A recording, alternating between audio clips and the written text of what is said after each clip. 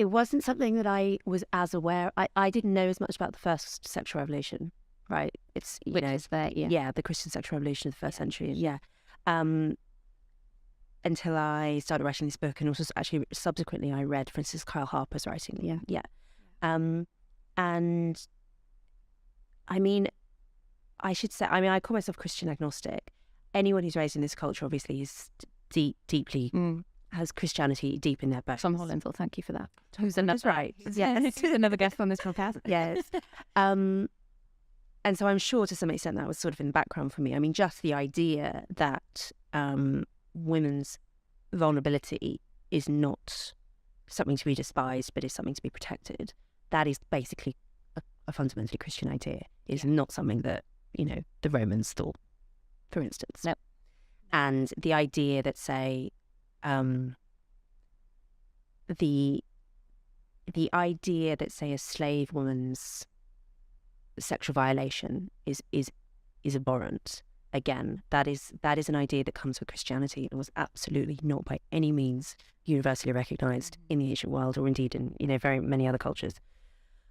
And that, I think is fundamental to feminism. I mean, I actually have a long essay about this coming up recently, which I think I'll get in a lot of trouble for. But I really do think that feminism comes out of Christianity. Feminism is completely reliant on Christian moral principles. And I think that feminists who set themselves up in opposition to Christianity, the Handmaid's Tale kind of representation of this sort of...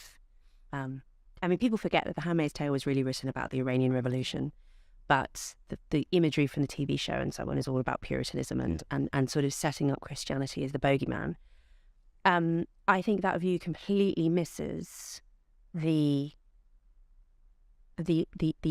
legacy of Christianity that is still very evident within feminism. And I think that actually feminists who set themselves up in opposition to Christianity, this is particularly true in America, where obviously Christian right is much more sort of fierce and forced, are soaring off the branch on which they sit. Because actually, if you really sort of... the process of de-Christianization that starts in the 1960s, doesn't start, it accelerates in the 1960s, it starts earlier than that. I mean, even in the 19th century, you've got falling away of Christian belief, right? That's what Matthew Arnold was writing about in Dover Beach. But in the 1960s, you have that sharp acceleration. And I think it's Tom Holland who's described this as being something like a second Reformation. Like, that's how big an historical event it is. And I am extremely nervous about what full de-Christianization means. And I don't think enough people think about what it actually means. Because I think so many secular progressives don't realise quite how deeply Christian their thinking is.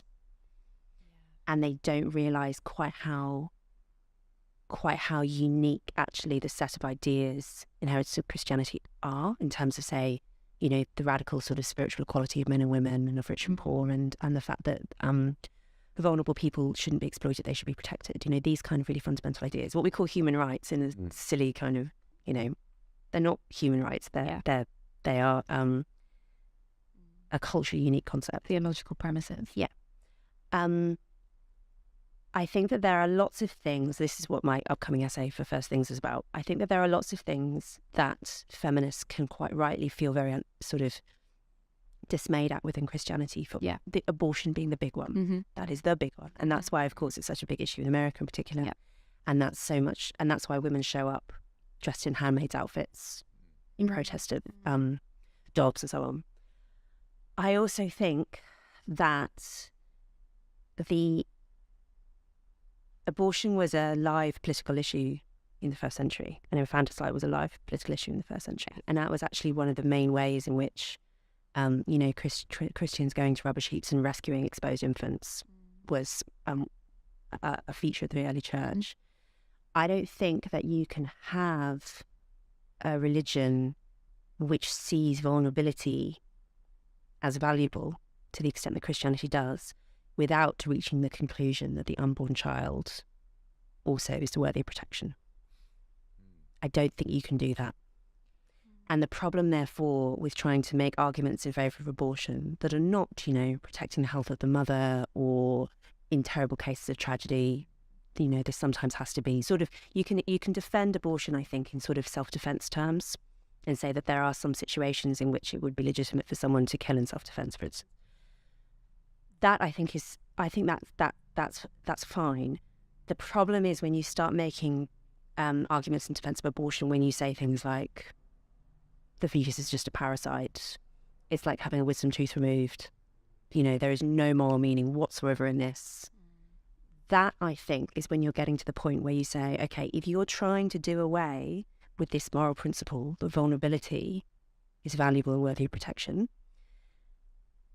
where next? Because feminism, it depends on that idea. What is to stop men, re-paganized men, right, in some completely de-Christianized future, turning around and saying, but hang on, women are small and weak and made smaller and weaker by pregnancy and childbirth. Why on earth should you have the same political value as men do? Which has been the conclusion reached by many societies. I think that I don't think that anti-Christian feminists have thought it completely through.